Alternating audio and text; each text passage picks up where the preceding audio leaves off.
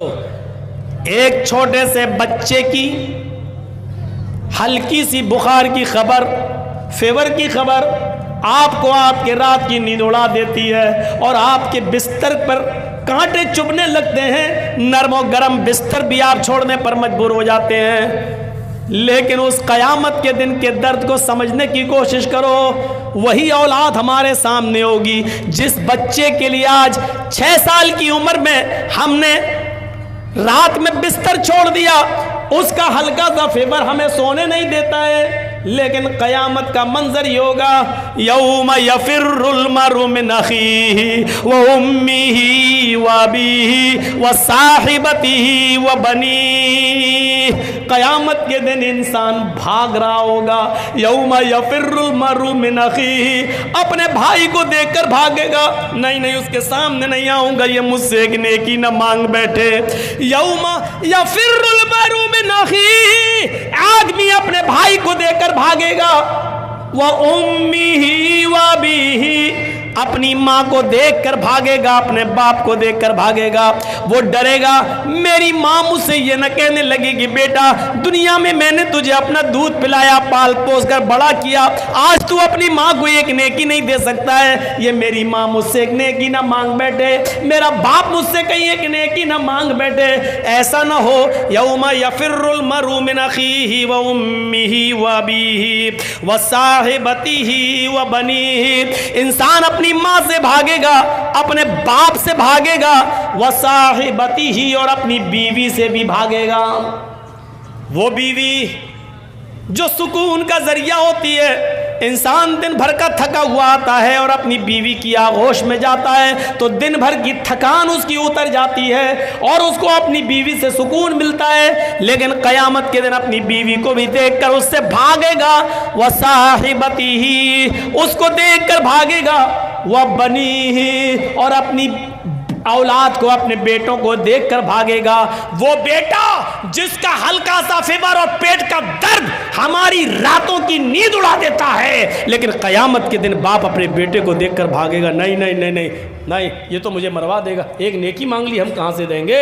ذرا تصور کیجیے آپ، میں نے ایک مثال جو آپ نے دی ہے اور آپ اپنے اوپر سوچ کر اور قیاس کر کے ذرا تصور کریں، کہاں ہیں ہم، کس پوزیشن میں ہیں ہم۔ نفسا نفسی کا عالم۔ حضرت عائشہ بیان کرتی ہیں، یحشر الناس یوم القیامت حفاتا عراتا غرلا۔ اس حدیث کو سننے کے بعد سب کچھ ہم بھول جاتے ہیں، سب کچھ۔ آپ کے کلیہ چک میں پھر بھی لڑکیاں اور عورتیں کپڑے کچھ ڈھنگ کے پہن لیتی ہیں تھوڑے بہت، لیکن ذرا مالدہ کی طرف چلے جائیے اور پھر دیکھ لیجئے ڈریس 15-20 کلومیٹر کی دوری پر ڈریس کیسی چینج ہوتی ہے، اور پھر تھوڑا سا سلی گڑی اور نیو جلپائی گڑی کی طرف چلے جائیے، ڈریس اور بڑھتی جائے گی۔ قیامت کے دن جب اٹھے گا آدمی قبر سے تو ڈریس ہی نہیں ہوگی۔ لیجئے، یحشر الناس یوم القیامت حفاتا عراتا غرلا، قیامت کے دن جب انسان اپنی قبروں سے اٹھائے جائیں گے تو اس حال میں اٹھائے جائیں گے، حفاتن، پیروں میں چپل نہیں ہوگی، عراتن، جس کفن میں لپیٹ کر دفن کیے گئے تھے وہ کفن بھی ان کی اوپر نہیں ہوگا، عراتن، پورے کے پورے ننگے ہوں گے، برہنہ۔ بیٹھ جاؤ بھائی، موبائل ہمارے پاس بھی ہے بھائی صاحب، اس سے کہیے آج کل تو کوئی دیکھو سن ہی نہیں رہا وہ آدمی۔ اب بتاؤ اتنی رات میں کس کو بات کر رہے ہوں گے بھائی فون لگا کے کان۔ ہم دھونے میں بہت مشہور ہیں، ایسا دھوئیں گے کہ پھر کبھی موبائل کان میں نہیں لگا پاؤ گے، اسی میں ہم بدنام ہیں۔ اور بدنام ہیں کس میں؟ ہم نے اس لڑکے کو نہیں چھوڑا پاکڑ میں، رات کے 1:30 بجے ٹائم ملا، وہ اٹھ کے جا رہا تھا تو ویسے وہ کھیت میں تھا، وہ بات کر رہا تھا موبائل پہ، سے ہماری نظر پڑ گئی اس پر، موبائل پہ بات بھی کرتا جا رہا ہوں، ہونٹ پہ لگ کے چومتا بھی جا رہا ہے۔ اور جلسے میں ہم نے اس کو نہیں چھوڑا. میرے سامنے اگر یہ سب حرکت کرو گے تو بھائی پھر بچو گے نہیں. وہ دیکھو وہ اٹھ کے بھاگا بیٹھ گیا. اب کہاں جا رہے ہو؟ تیری تو شادی بھی نہیں ہوئی, تو کیا کرے گا گھر جا کر؟ حفاتن ننگے پیر ہوں گے, عراتن ننگے جسم ہوں گے, ان کے جسموں پر کپڑا نہیں ہوگا. غرلن, قبروں سے جب اٹھیں گے تو سب کے سب بنا ختنے کے ہوں گے. قبروں سے جب اٹھیں گے تو ختنہ ختم ہوگا, بنا ختنے. جیسے ماں کے پیٹ سے بچہ پیدا ہوتا ہے بغیر ختنے کے, قبر سے لوگ ایسے ہی اٹھیں گے ختنے, بغیر ختنے کے. ان کے ختنہ نہیں ہوگا. جب اللہ کے نبی صلی اللہ علیہ وسلم یہ منظر بیان کر رہے تھے تو حضرت عائشہ صدیقہ کہنے لگی, آئے اللہ کے نبی صلی اللہ علیہ وسلم, قبروں سے تو مرد بھی اٹھیں گے, عورتیں بھی اٹھیں گی, اس لیے کہ قبروں میں, قبرستان میں مرد بھی دفن ہوتے ہیں اور عورتیں بھی. مردوں کا الگ قبرستان اور عورتوں کا الگ قبرستان تو نہیں ہوتا ہے. قبریں الگ الگ ضرور ہوتی ہیں لیکن قبرستان تو ایک ہی ہوتا ہے. جب لوگ قبروں سے اٹھیں گے مرد بھی ہوں گے اور عورتیں بھی ہوں گی. کیا یہ سب ایک ساتھ اٹھیں گے؟ النساء الرجال والنساء جميعا, اے اللہ کے نبی کیا مرد اور عورتیں ایک ساتھ قبر سے اٹھیں گی؟ اللہ کے نبی فرماتے ہیں ہاں اے عائشہ, الرجال والنساء جميعا, مرد بھی اور عورتیں بھی دونوں ایک ساتھ اٹھیں گی, دونوں ایک ساتھ آئیں گی, دونوں کو ایک ساتھ لایا اٹھایا جائے گا. حضرت عائشہ فرماتی ہیں ينظر بعضهم الى بعض, اے اللہ کے نبی کیا مرد عورتوں کو بھی دیکھیں گے اور عورتیں مردوں کو دیکھیں گی؟ کیا جب قبروں سے لوگ اٹھیں گے مرد بھی اور عورتیں بھی, کیا وہ دونوں ایک دوسرے کو دیکھیں گے؟ ينظر بعضهم الى بعض, کیا مرد عورتوں کو اور عورتیں مردوں کو دیکھیں گی؟ اللہ کے نبی فرماتے ہیں ہاں اے عائشہ, ينظر بعضهم الى بعض, ہاں مرد عورتوں کو اور عورتیں مردوں کو دیکھ رہی ہوں گی. حضرت عائشہ فرماتی ہیں اے اللہ کے نبی تب تو عورتیں مارے شرم کے مر جائیں گی. تب تو عورتیں, بہت سلو اسپیڈ میں بول رہا ہوں تاکہ آپ کو میں آپ کے دماغ تک گھسا سکوں اپنی بات کو, تب تو عورتیں مارے شرم کے مر جائیں گی جب مرد ان کی طرف نظریں اٹھا کر دیکھیں گے. آج تو لڑکیاں اچھے کپڑے پہن کر نکلیں اور کوئی لڑکا ان کو نہ دیکھے تو مر جاتی ہیں, ہٹ, اس کا مطلب ہمارے کپڑے خراب ہیں, ہم کو دیکھتا ہی نہیں ہے کوئی. حضرت عائشہ کہہ رہی ہیں تب تو عورتیں مارے شرم کے مر جائیں گی جب مرد ان کی طرف نظریں اٹھا کے دیکھیں گے. اللہ کے نبی فرماتے ہیں الامر واشد من ایہمہم, اے عائشہ کوئی مرد کسی عورت پر اور کوئی عورت کسی مرد پر شہوت کی نظر ڈال ہی نہیں سکتا, سیکس کی نظر نہیں ڈالے گا, اس لیے کہ ہر انسان کو اپنی فکر ہوگی, ہر آدمی کو اپنی اپنی پڑی ہوگی. سورج 1 میل کے فاصلے پر پسینے میں انسان ڈوبا ہوگا, کوئی ٹخنے کے برابر, کوئی پنڈلی کے برابر, کوئی گھٹنے کے برابر, کوئی ران کے برابر, کوئی کمر کے برابر, کوئی سینے کے برابر اور کوئی اسی میں ڈبکیاں مار رہا ہوگا. ایسے حالت میں کون دیکھے گا کس کی طرف؟ بری نظر سے کون دیکھے گا؟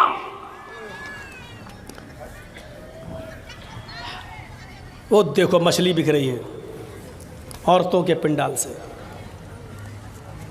نہیں مان سکتی ہیں عورتیں, اتنا نزدیک آپ ان کا انتظام کر دیتے ہیں بیچاری کا. 1 سال کے بعد تو ان کو سننے کا ملتا ہے. آج تو موقع ملا ان کو سینڈل اور چپل دکھانے کا, ساڑی دکھانے کا, اور یہ بیچاری جلسہ سنیں گی. اور پھر دوسرا اردو والا مولانا, سنیے تمہارے مطلب کی بات کر رہا ہوں. انسان کو کسی اہم چیز سے جوڑ دو, اختلاف ختم ہو جائے گا. یا انسان کو کسی خطرناک چیز سے باخبر کر دو، اختلاف ختم ہو جائے گا۔ آج ہم مرے مٹے جا رہے ہیں ایک دوسرے کی جان لینے پر۔ یہ ایک رول بتا رہا ہوں میں آپ کو۔ مثلا کسی سڑک پر کچھ لوگ گتھم گتھا کر رہے ہیں، لڑ رہے ہیں، مارا پیٹی، چپل اپل اٹھا رہے ہیں، اور اچانک ان کے پاس کوئی آدمی چلا جائے اور کہنے لگے کہ صاحب یہ میرے پاس 100 گولیاں ہیں، 100 کنچے، کنچے سمجھتے ہیں نا، 100 گولیاں ہیں، 100 کنچے ہیں، اس میں ایک کنچا، ایک گولی ریڈ کلر کی ہے، لال کلر ریڈ کلر کی ہے، میں ان 100 گولیوں کو ہوا میں اچھال کر پھینک رہا ہوں، لیکن لال رنگ کی گولی پر 1 لاکھ روپیہ میں نے انعام رکھا ہے۔ یعنی جس کو لال رنگ کی گولی ملے گی وہ 1 لاکھ روپے حق کا حقدار ہوگا، اس کو میں 1 لاکھ روپے دوں گا۔ اور یہ کہہ کر آپ اس گولیوں کو آپ اچھال دیجیے ہوا میں، اور جیسے آپ اچھالیں گے یہاں جو جھگڑا کر رہے تھے، گتھم گتھا ہو رہی تھی، مار دھاڑ ہو رہی تھی، وہ سب مار دھاڑ بھول جائیں گے، یہ بھی بھول جائیں گے کہ کس بات پہ ہو رہی تھی، سب ایک دم اس گولی، اور سب کی نظر اس لال رنگ کی گولی پر ہوگی، جبکہ گولیاں اور بھی ہیں وہاں پر، لیکن دوسرے رنگ کی گولیوں کو کوئی نہیں اٹھائے گا، صرف لال رنگ کی گولی پر ٹوٹ پڑیں گے، کیونکہ مقصد کیا ہے؟ اس پر انعام ہے، اس گولی کو اٹھائیں گے تو 1 لاکھ روپیہ ملے گا۔ دنیا میں بہت سے جنجالوں میں ہم پھنسے ہوئے ہیں، ہماری نظر اگر جنت پر لگ جائے کہ ہمیں یہ کام کریں گے تو جنت ملے گی، اگر اس کو جنت سے جوڑ دیا جائے، جنت کی نعمتوں سے، تو انسان دنیا میں ساری باتیں بھول کر، سارے جھگڑے ختم کر کے اس جنت کو پانے کی فکر کرنے لگے گا۔ جیسے ایک گولی کو پانے کے لیے وہ ساری گولیاں چھوڑ دے گا، اسی طریقے سے جنت کو پانے کے لیے انسان دنیا کی ساری محبت کو قربان کر دے گا، لیکن جنت کو پائے گا میرے بھائیوں۔ لیکن اس جنت کا نقشہ اچھی طریقے سے بتانے والا کوئی ہو، سمجھانے والا کوئی ہو، مائنڈ میں اتارنے والا کوئی ہو۔ آج کیا وجہ ہے کہ 100 گولیاں پھینکی جاتی ہیں اور لال رنگ کی گولی پر ہماری نظر ہوتی ہے اور گولیاں ہم نہیں اٹھاتے ہیں؟ کیوں؟ کیونکہ لال گولی پر 1 لاکھ روپے کا انعام ہے، ہر آدمی چاہتا کہ ہمیں انعام مل جائے۔ پھر کیا بات ہے کہ نماز پڑھنے پر جنت مل رہی ہے، روزہ رکھنے پر جنت مل رہی ہے، سود و بیاض اور لاٹری کو چھوڑنا، حرام کمائی کو ترک کر دینے پر جنت مل رہی ہے، پھر کیا بات ہے کہ ہم اس کو لینے کے لیے دنیاوی چیزوں کو چھوڑ نہیں پا رہے ہیں، جنت کو حاصل نہیں کر پا رہے ہیں؟ میرے پیارے ساتھیوں، وجہ کیا ہے؟ وجہ کیا ہے؟ ابھی یہ لوگ گتھم گتھا کر رہے ہیں، اب دوسری مثال سے سمجھنے کی کوشش کرو۔ ابھی لوگ لڑ رہے ہیں، گتھم گتھا کر رہے ہیں، ایک دوسرے کو مارنا چاہ رہے ہیں، اتنے میں مولانا جرجی صاحب ایک پٹارا لے کر ان کے بیچ پہنچ جاتے ہیں، کہتے سنو، وہ گئے چپ ہٹ، مارا پیٹی ہو رہی ہے، وہ اس کے بال پکڑ رہا ہے، وہ اس کو چپل مار رہا ہے۔ جرجی صاحب نے اپنا پٹارا کھول دیا اور پٹارے میں سے ایک زہریلا سانپ نکلتا ہے اور وہیں کود جاتا ہے، اچھلتا ہے۔ اب آپ یہ بتائیے کہ اس زہریلے سانپ کو دیکھ کر وہ گتھم گتھا کرنے والے، لڑنے والے کیا کریں گے؟ وہ اپنی لڑائی بھول جائیں گے۔ ارے جب تم ایک دوسرے کو مار ہی رہے تھے تو سانپ بھی تو سب کو مار نہیں آیا ہے، پھر تم لڑائی چھوڑ کے کیوں بھاگ رہے ہو؟ وہ تو تمہارا ہی کام کرنے آیا ہے، لیکن لڑائی لڑنے والے ایک دم الگ ہٹ جائیں گے، بھاگیں گے۔ اب ہر آدمی کو اپنی جان کی فکر ہوگی، وہ اب اس کو مارنا چھوڑ دے گا، وہ اس کو مارنا چھوڑ دے گا، وہ ادھر بچے گا، وہ ادھر بچے گا۔ کہ نہیں نہیں نہیں نہیں میرے پیارے ساتھیوں، اس دنیاوی جھمیلوں میں بہت کچھ ہے۔ اگر ان کے سامنے عذاب جہنم کا تذکرہ کر دیا جائے اور جہنم کے عذاب کو بتا دیا جائے کہ ایسا کرو گے تو یہ عذاب، یہ کرو گے تو یہ عذاب، پھر انسان دنیا میں پھر کسی کو برباد نہ کرے، پھر اپنے آپ کو جہنم سے بچانے کی فکر کرنے لگے گا۔ لیکن شرط یہ کہ جہنم کا منظر بتانے والا کوئی ہونا چاہیے اور مائنڈ میں اتارنے والا ہونا چاہیے۔ جرجی صاحب مثال تو بڑی اچھی دے رہے ہیں، لیکن سمجھنے والا بھی تو ہونا چاہیے۔ سمجھا کہاں رہے ہیں؟ IPL میں سٹا لگانے والوں کو سمجھا، کس کو رہے ہو؟ کیرم بورڈ کھیلنے والوں کو سمجھا، کس کو رہے ہیں آپ؟ لاٹری کا ٹکٹ خریدنے والے اور سود اور بیاض کھانے والوں کو۔ میرے بھائیوں، نہیں اثر پڑتا ہے جس طرح بارش ہو اور کسی پہاڑی کے اوپر بارش اور پہاڑ چکنا ہو تو پانی بہہ جاتا ہے، پہاڑ اپنے اندر جذب نہیں کرتا۔ آج وہ چکنے پہاڑ ہو چکے ہیں، ہم تقریر کر رہے ہیں لیکن یہاں سے نکلیں گے ہماری حالت وہی ہوگی۔ ہر انسان کو فکر ہونی چاہیے اپنی، ہر انسان کو فکر ہونی چاہیے جہنم سے بچنے کی، ہر انسان کو فکر ہونی چاہیے اپنے آپ کو بچانے کی۔ شاید آپ کو یاد ہوگا، اور نہ یاد ہو تو میں آپ کو لے کے چلتا ہوں سن 1979 کی طرف۔ آئیے تھوڑی سی ہسٹری کی بات بھی کر لیتے ہیں۔ سب سے پہلا اسکائی لیب امریکہ نے فضا میں چھوڑا تھا، سب سے پہلا اسکائی لیب آسمان کی بلندیوں کی طرف امریکہ نے چھوڑا تھا۔ سن 1979 کے اندر، سن 1979 کے اندر 79 میں امریکہ نے پہلا اسکائی لیب چھوڑا تھا جس کا وزن، جس کا ویٹ 80 ٹن تھا، 80 ٹن۔ آسمان کی کافی بلندیوں پر پہنچنے کے بعد اسکائی لیب نے اپنا کنیکشن منقطع کر لیا۔ دنیا کے جس سسٹم سے اسکائی لیب آسمان کی بلندیوں پر جا رہا تھا اس سسٹم سے وہ کٹ جاتا ہے، یعنی اسکائی لیب پر اس سسٹم کا کنٹرول ختم ہو جاتا ہے۔ امریکہ اعلان کرتا ہے اسکائی لیب سے ہمارا کنٹرول ختم ہو چکا ہے، اب 80 ٹن کا اسکائی لیب زمین کے کسی بھی حصے میں گر سکتا ہے، کسی کے بھی اوپر گر سکتا ہے، وہ زمین کے کسی بھی حصے میں آ سکتا ہے۔ یقین مانیے 79 کو جب یہ اعلان کیا جا رہا ہے، انڈیا بھی، پاکستان بھی، بنگلہ دیش بھی، نیپال بھی، یورپ بھی، ایشیا بھی، ہر آدمی پریشان تھا، ہر ملک پریشان تھا۔ یہ 80 ٹن کا اسکائی لیب جب گرے گا تو کیا حال ہوگا؟ ہر آدمی کی رات کی نیندیں اڑ گئی تھی، ہر ملک بے چین تھا کہ یہ گرے گا زمین کے اوپر تو کیا ہوگا۔ میرے بھائیوں، وہ جانا چاہے تو چھپے کہاں، کیونکہ اسکائی لیب ادھر بھی گر سکتا تھا۔ میرے بھائیوں، ایک اسکائی لیب کے آسمان سے، سسٹم سے منقطع ہو جانے کی خبر کو سن کر پوری دنیا بے چین ہو جاتی ہے۔ ایک 80 ٹن کے اسکائی لیب کو اس سے رشتہ منقطع ہو جانے کے بعد دنیا کی نیند اڑ جاتی ہے کہ اسکائی لیب اگر ہم پر، ہمارے بچوں پہ گر گیا تو کیا ہوگا۔ میرے بھائیوں، تصور کیجئے کہ جب ایک ہلکی سی خبر ہماری رات کی نیند اڑا دیتی ہے تو اس خبر کے آگے ہماری نیندیں کتنی اڑنی چاہیے کہ یود المجرم لو یفتدی من عذاب یومئذ ببنیہ وصاحبتہ واخیہ وفصیلتہ التی تؤویہ ثم ینجی۔ قیامت کا دن ہوگا، انسان ایک دوسرے کے سامنے ہوگا، لیکن مجرم اس دن یہ چاہے گا لو یفتدی من عذاب یومئذ ببنیہ، آج میرا بیٹا جہنم میں چلا جائے لیکن میں جنت میں چلا جاؤں۔ کتنی بڑی خبر ہے۔ قرآن پڑھتے ہو، ابھی رمضان کا مہینہ آ رہا ہے، تراویح ہوں گی، سن لینا۔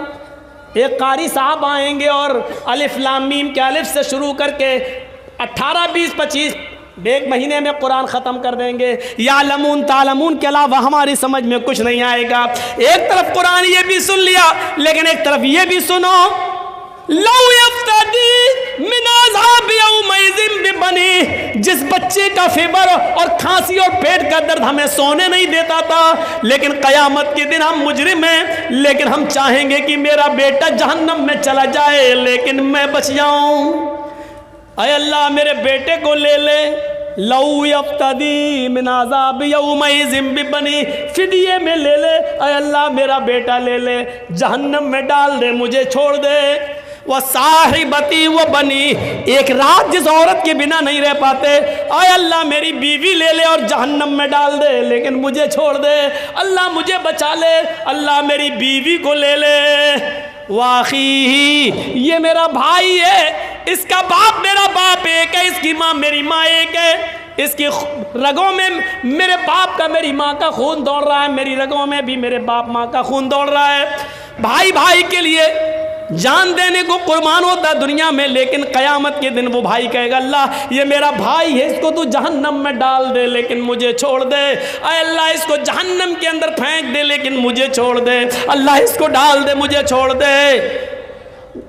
और आगे वाला जुमला वो फसीलती हिल्लती तुवी, अल्लाह ये मेरा ख़ानदान है, ये मेरे चचा, ये मेरे बाबा, ये मेरे काका, ये मेरे नाना, ये मेरे दादा, अरे अल्लाह ये मेरा ख़ानदान है, ये पूरा का पूरा कुंबा, पूरा का पूरा कबीला, पूरा का पूरा गांव, पूरा का पूरा ख़ानदान तू ले ले, इनको जहन्नम में डाल दे। सुम्मा युंजी, उसे नजात दे दे, उसे बख्श दे, उसको जन्नत में डाल दे, सबको जहन्नम में फेंक दे। कितना बड़ा स्काई लैब है ये, एक हल्का सा स्काई लैब 80 टन का, अमेरिका और इंग्लैंड, बरतानिया, मिस्र, जापान और फ्रांस, इजराइल, अरब, Europe, Asia, India, Pakistan, Sri Lanka और बांग्लादेश सबकी नींद उड़ा रहा है कि कहीं हमारे सर पे ना गिर जाए। मेरे भाइयों, कभी आपने सोचा है कि जहन्नम का अजाब कहीं हमारे सर पे ना आ जाए? कभी आपने सोचा है कहीं हम ही को जहन्नम का अजाब ना मिले, कहीं मिल जाए? हम तसव्वुर करें कि कहाँ हैं हम। फिक्र की हमने? कुरान कहता है या अय्युहल्लज़ीना आमनू क़ू अनफुसकुम व अहलीकुम नारा, आई ईमानो वालो तुम अपने आप को भी जहन्नम से बचाओ और अपने बच्चों को भी जहन्नम से बचाओ। अपने आप को भी जहन्नम से बचाओ और अपने बीवी बच्चों को भी जहन्नम से बचाओ। कितने लोग हैं जो अपने आप को और अपने बीवी बच्चों को जहन्नम की आग से बचा रहे हैं। दुनिया की तगोदो में और चाहत में हमने अपने आप को बर्बाद कर लिया है, लेकिन हम जानते हैं कि हमें मिलेगा उतना ही जितना हमारी किस्मत के अंदर है। हम उससे ज्यादा नहीं पा सकते हैं, नहीं मिल सकता है हमें उससे ज्यादा, हम पा ही नहीं सकते हैं। यहां इंसानों की हालत यह है, आपको 20 साल पुराना एक वाकया सुनाऊं। हमारे इलाके में नॉर्थ यूपी के अंदर, नॉर्थ शिमाली यूपी में, नॉर्थ यूपी में उसके मशरिकी हिस्से में, यानी उसके ईस्ट के एरिए में, नॉर्थ यूपी के ईस्ट एरिए में आज से 20 साल पहले एक सैलाब आया था। आज से 20 साल पहले पानी का एक सैलाब आया था। वो सैलाब इतना खतरनाक था, वो बाढ़ इतनी खतरनाक थी, जरा गौर से सुनना इधर। ये सब हम जहन्नम की तरफ आपको लेकर चल रहे हैं। अभी मालिक यौमिद्दीन ही की तरफ हम चल रहे हैं। अभी इय्याका नअबुदु व इय्याका नस्तईन का नंबर नहीं आया, इहदिनस सिरातल मुस्तकीम का नंबर नहीं आया, सिरातल लज़ीना अनअमता अलैहिम का नंबर नहीं आया। अभी मालिक यौमिद्दीन के ऊपर भी अगर हम से बुलवाया जाए तो इसी जगह पर जलसा कराया जाए और रोज़ाना 2-2 घंटे की तक़रीर कराई जाए, तो हम जैसे लोग सिर्फ मालिक यौमिद्दीन के ऊपर 3 महीने बोल सकते हैं। इय्याका नअबुदु व इय्याका नस्तईन का नंबर नहीं। हम जैसे कम इल्म और कम पढ़े लिखे लोग 3 महीना जब इसी पर बोल सकते हैं, तो जो बहुत ज़्यादा काबिल और पढ़े लिखे उलमा है वो कितना ज़्यादा बोल सकते हैं। लेकिन हम इतना ज़्यादा वक्त आपका नहीं लेंगे।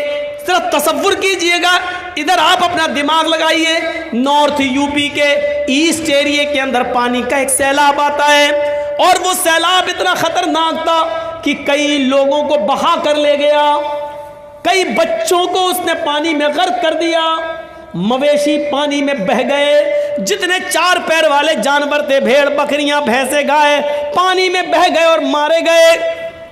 कुछ लोग अपना इलाका छोड़ रहे हैं, कुछ ऐसे हैं जो उसी में फंस गए हैं। ऐसे मंजर को देखे और जब सैलाब थोड़ी देर के लिए रुका, थोड़ी देर के लिए जब सैलाब रुका तो मंजर इतना भयानक था, उस गांव का, बस्ती का मंजर इतना भयानक था कि उस भयानक मंजर को लोग देख रहे हैं कि ये क्या हुआ।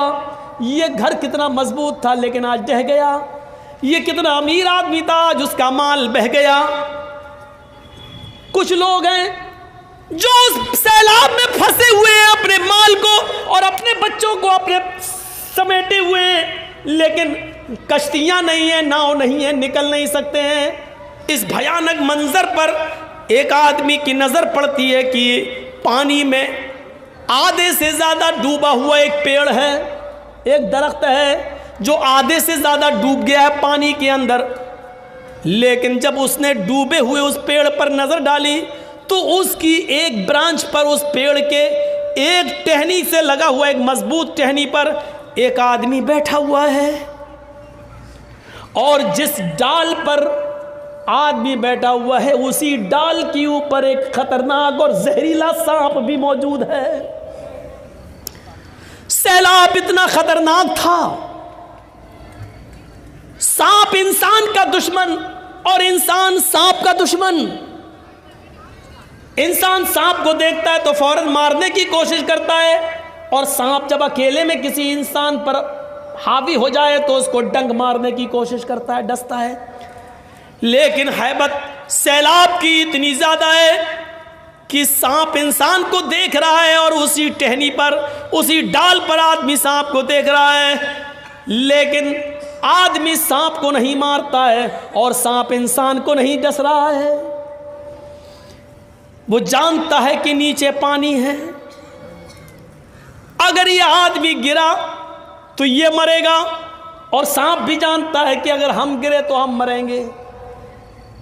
اس منظر کو دیکھ کر انسان نہ سانپ کو مار رہا ہے نہ سانپ انسان کو مار رہا ہے۔